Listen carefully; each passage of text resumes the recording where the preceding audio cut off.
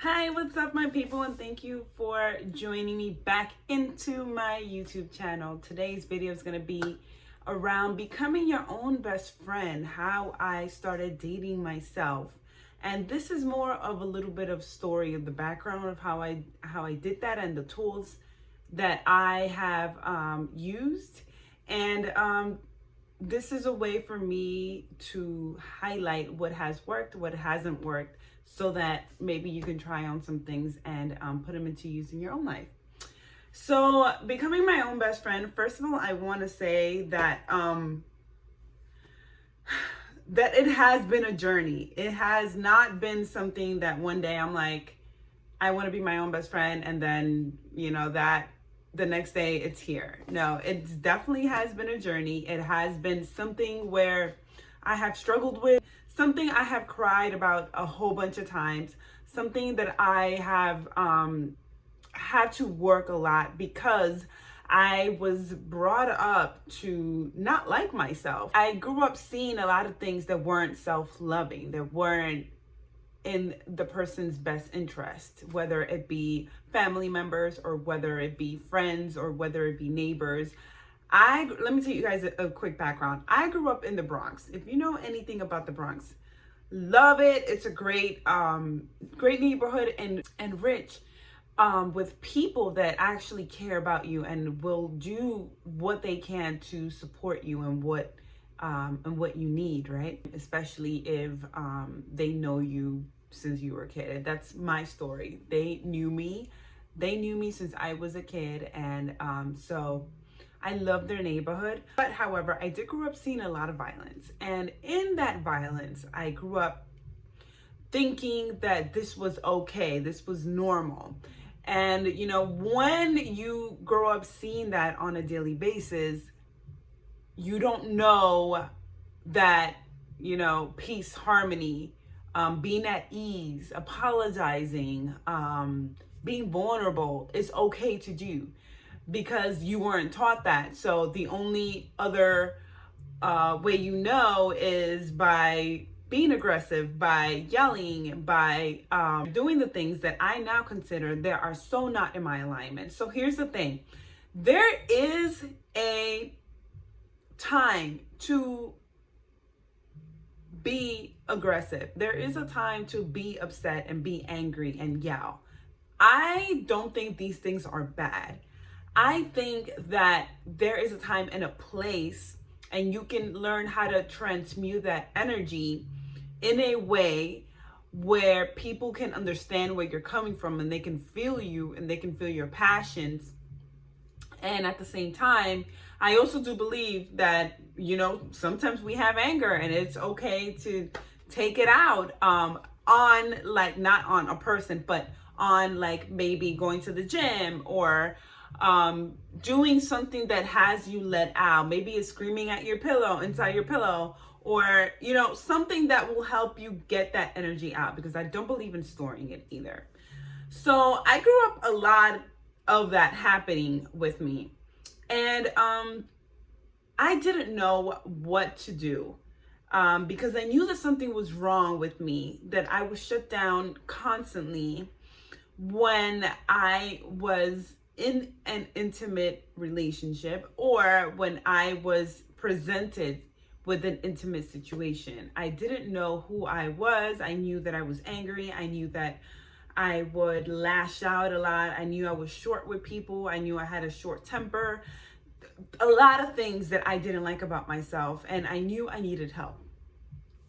And so, I had to learn, instead of like looking at those parts of me, because I feel like those are part of my shadow self, instead of looking at those parts of me and judging them, right? And this is something that I'm still learning to do. I think this is always a process. I'm not like there yet, right? Whatever there is. But I learned to be okay with those parts and understand them more than anything. Understand why I needed those parts. And most of the parts, when I look at them, is because I needed to survive. I needed to thrive in the environment that I was put into, in the environment that I grew up. And even though I had great neighbors and I had great friends and I had great family members, the reality was that a lot of the times I felt like I was in a fight or flight situations, because of like the constant aggression in my neighborhood, the constant fighting in my neighborhood, not with me or another person, but with other people.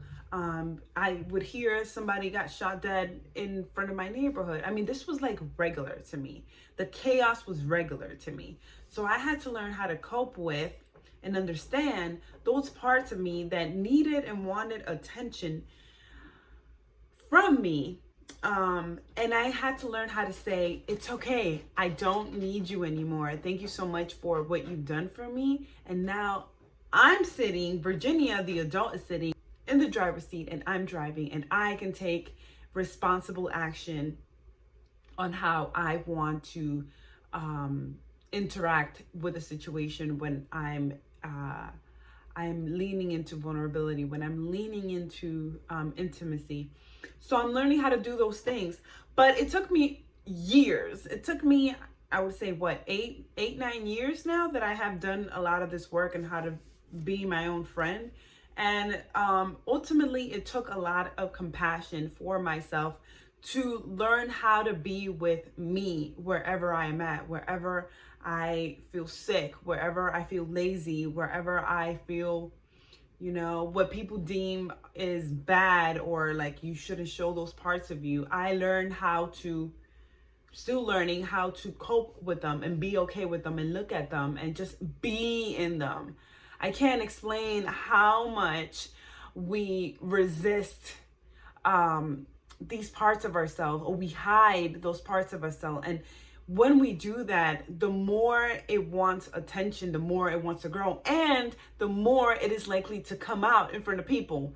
It's the irony of like, the more we want to hide those parts, the more it wants to come out. So that is something that I have been working on in the last, decade. Well, a little less than a decade, but yeah, I've been on that journey, and it's nonstop, and you will never get there. There are things now. I mean, I look back in a year, and I'm so proud of how far I've come, right? And yet there's still work to do. But I'm so proud of myself. And one of the things that my mentors told me was like, I felt that I was so in such a great place 6-7 years ago, and I'm like, I want to go back to that place. And then she reminded me that that place, first of all, number one, doesn't exist anymore, right? But second of all, I'm comparing myself to someone where I was held in a container, because I did a lot of training on myself, because I gone through a lot of courses that has supported me in my self-development, in my self-transformation, in my self-awareness journey.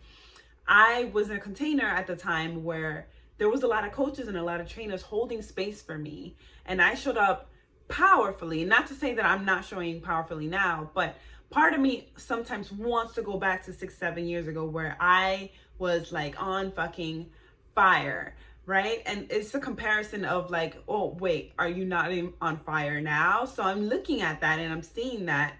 But I say this because I know a lot of you are like, oh, I was so good 4 years ago, or you should have seen me 5 years ago, I was doing great, but now X, Y, and Z circumstances are going on and blah, blah, blah. We blame it on the pandemic. We blame it on whatever is going on in front of us. We blame it on the circumstances that we have in front of us now. And it's always a choice, right? And so now I'm learning how to compare myself to only yesterday. Be better than yesterday.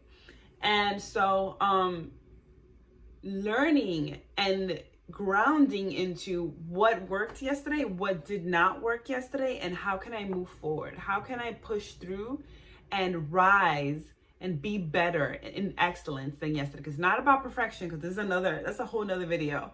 Perfection is a whole nother video, but it's about how can I be better than yesterday? What can I improve on?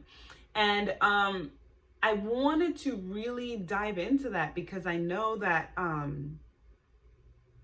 I know that there's a lot of comparison, especially now that we're on social media and a lot of Instagram and Facebook and YouTube, where we put so much attention on the other person and we subconsciously tell ourselves what we don't have, who we are not, the money that we don't have, the influencers that have the big following and we don't. I mean, we just constantly compare and contrast on what we have and what we don't, and focus on limitation in that way.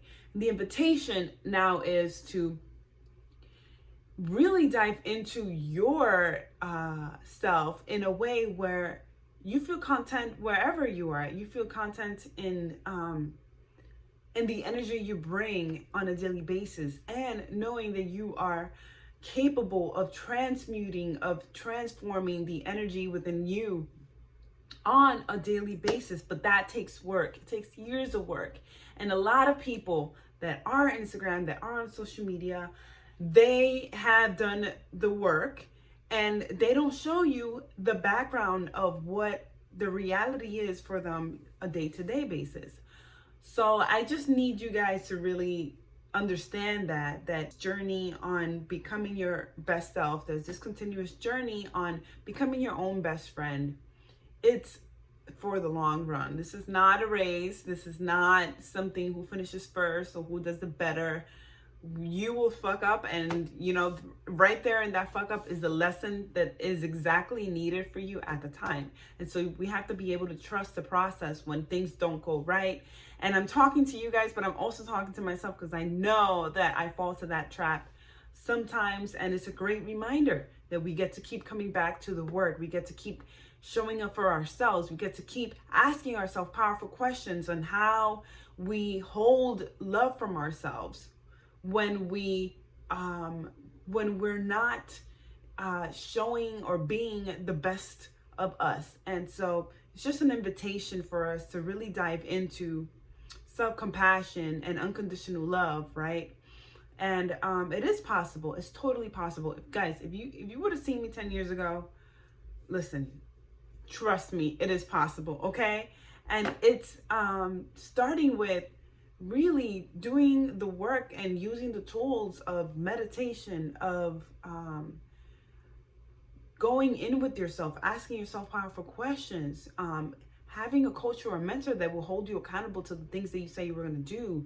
Even in the journey of creating goals and accomplishing them, in that journey of accomplishing your goal, you learn so much about yourself. And I know you've heard it before, but in reality, it doesn't really matter if you get the goal or not. What matters is who you become during that journey. And it's a journey in itself. And I'm very, very lucky to have such powerful mentors. And if you don't have a mentor, that's one thing that I definitely recommend. If you don't have a mentor, I highly recommend that you go find someone that you admire, that has the things that you want. That's important. That has the things that you want in your life, and go do the work. Because it will definitely pay off, and they will see things in the macro that you don't see in the micro, and it will support you along the way. Okay. All right, guys, that's all that I have today. If I think of anything else, or if you guys have questions, I may do a part 2 to this video. Because I feel like this topic is so rich and we can dive into this so much more, and there's so much goodness in here. So I want to support you guys to really dive into that. All right. So let me know in the comments below, how did you start your self-awareness journey? How did you start being your own best friend? I'm curious. I want to know about you guys, and keep me posted, because I may do a part 2 to this and we can dive in deeper. Let me know any questions you may have in the comments. Love you guys, and see you guys next time. Bye.